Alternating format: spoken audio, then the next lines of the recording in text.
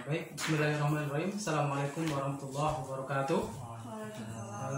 Alhamdulillah, puji syukur kita panjatkan kepada Allah Subhanahu wa Ta'ala karena pada siang hari ini kita bisa bertemu kembali setelah kemarin kita juga sudah bertemu. Ini adalah pertemuan yang kesekian kalinya, pertemuan yang memang rutin harus kita laksanakan tiap bulan.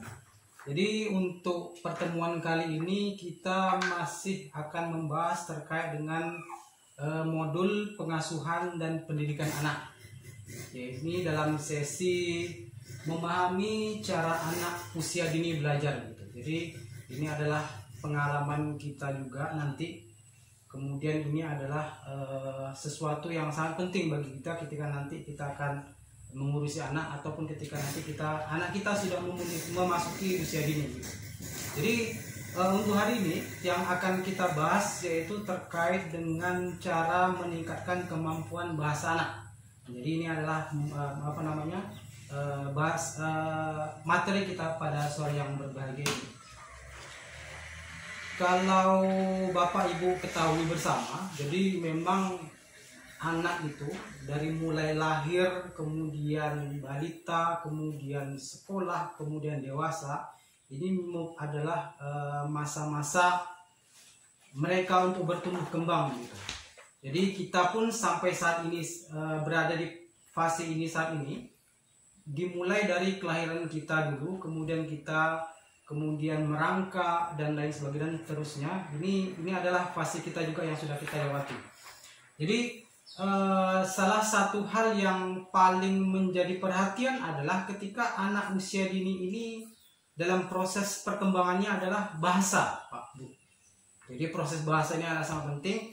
Walaupun pada dasarnya anak-anak ini adalah ataupun perkembangan bahasa anak ini nanti suatu saat secara otomatis dia akan bertumbuh kembang, tapi hal ini harus kita pelajari gitu. Harus kita ajarkan agar pertumbuhan proses bahasa anak ini menjadi sangat maksimal begitu. Nah, karena ketika anak kita sudah lancar berbahasa, nanti dia akan sangat mudah ketika memasuki usia sekolah gitu. Jadi dia tidak merasa canggung lagi ketika memang ada pertanyaan dari guru dia bisa menjawab. Kemudian ketika ada hal-hal yang berkaitan dengan dirinya, dia pun merasa santai saja begitu karena dia paham bahasa kita gitu. Nah, dengan bahasa juga nanti kemudian pertumbuhan anak ini ke depannya dia akan bisa mengikuti perkembangan lingkungannya gitu. Jadi kalau anak kita katakanlah sudah menginjak usia dini tapi masih tanda kutip masih belum bisa berbahasa dengan baik, ini akan menjadi kendala dia nanti gitu. Bapak Ibu, ada beberapa trik atau tips sebenarnya bagaimana cara kita kemudian untuk meningkatkan kemampuan berbahasa anak. Ada banyak sekali, kalau ibu bapak rajin buka internet itu ada banyak sekali caranya bagaimana kemudian kita bisa meningkatkan kemampuan berbahasa anak. Jadi pada siang ini ada beberapa hal saja yang harus kita pelajari begitu. Mudah-mudahan nanti apa yang saya sampaikan ini bisa bermanfaat untuk tumbuh kembang anak kita nanti Bu ya, Pak ya. Oke, yang pertama itu kita bisa meningkatkan kemampuan bahasa anak itu, yang salah satunya adalah dengan cara bernyanyi bersama gitu. Nah, jadi kalau mungkin Bapak Ibu anaknya sudah masuk di PAUD gitu, makanya tidak heran kadang di PAUD itu ada materi terkait dengan bernyanyi bersama gitu. Karena itulah kenapa kemudian bernyanyi ini penting sekali, karena memang salah satu faktor untuk meningkatkan kemampuan berbahasa ini anak ini yaitu dengan bernyanyi gitu. Makanya tidak heran kalau anak-anak kecil, anak-anak usia PAUD itu sangat suka bernyanyi gitu, karena tidak perlu kita larang, kita biarkan saja karena ini adalah proses mereka kemudian untuk meningkatkan kemampuan berbahasa anak gitu. Selain nanti di sekolah atau di PAUD, ibu bapak juga bisa mengajarkan di rumah gitu. Jadi istilahnya mengulang. Tadi di PAUD nyanyi lagu apa, nanti di rumah silakan dicoba dinyanyikan saja begitu. Ya Bu ya, Pak ya. Oke, selain yang kedua itu cara untuk menstimulus bagaimana untuk meningkatkan kemampuan berbahasa anak itu dengan cara kita ajak bermain bersama, Pak. Misalkan bermain telepon-teleponan, misalkan kita ambil tak pakai kayu kecil yang berbentuk balok atau pakai sabun gitu, kita telepon, halo anak di mana, nanti anaknya akan merespon, saya di sini Pak. Nah, ini hal-hal seperti ini sangat penting dilakukan. Yang selanjutnya itu adalah membaca cerita atau dongeng. Jadi ini penting, Bu. Misalkan Bapak Ibu mungkin bekerja seharian gitu, ada waktu dengan anak hanya malam gitu. Nah, kebetulan pas pulang dari kerja anak akan tidur dan akan tidur. Nah, ini penting. Jadi Ibu, Bapak itu sesekali coba dongengkan ke anak itu terkait dengan cerita apa saja gitu. Pokoknya yang berbentuk cerita. Misalkan cerita terkait asal muasal daerah kita ini apa namanya gitu, itu penting gitu. Jadi selain itu untuk meningkatkan kemampuan berbahasa anak pun akan lebih mengerti, oh ternyata asal muasal daerah kita ini seperti ini gitu. Walaupun tidak semuanya ditangkap, tapi ini akan menjadi sesuatu yang disimpannya nanti gitu. Jadi ini penting, Bu, yang mendongeng atau membaca cerita gitu. Kemudian yang selanjutnya adalah, ini juga yang tidak kalah pentingnya sebenarnya, adalah selalu menanggapi ucapan anak.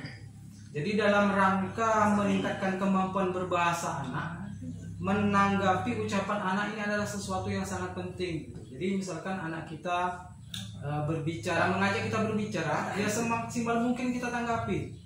Oh iya nak, ada apa? Mau main atau tidak? Ini sangat penting ya. Jadi ketika anak kita berbicara, kita jangan diam saja gitu, jangan diam saja. Kita semaksimal mungkin apa yang anak sampaikan kita tanggapi, apa yang anak tanyakan kita tanggapi. Jangan kemudian kita malah membentak, apa tanya-tanya. Jangan seperti itu. Ini tidak boleh dilakukan gitu. Karena ini adalah dalam rangka proses meningkatkan kemampuan berbahasa anak. Kemudian yang selanjutnya adalah, nah ini sering menjadi kesalahan kita bersama sebenarnya.